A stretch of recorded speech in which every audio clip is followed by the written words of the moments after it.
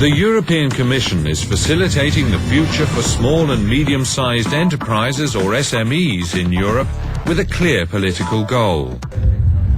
Each summer, thousands of square meters of forest are devastated by large-scale fires in southern Europe.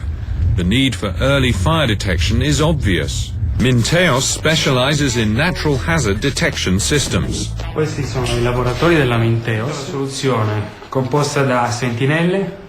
Questi sono i sistemi che vengono messi all'interno del bosco, attaccati agli alberi in vari punti. Questi rilevano la fiamma, l'incendio.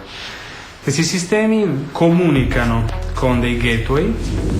I gateway sono delle semplici casette degli uccellini, quindi non disturbano l'ambiente, sono perfette anche per la vista, alimentate a pannelli solari e all'interno c'è l'elettronica.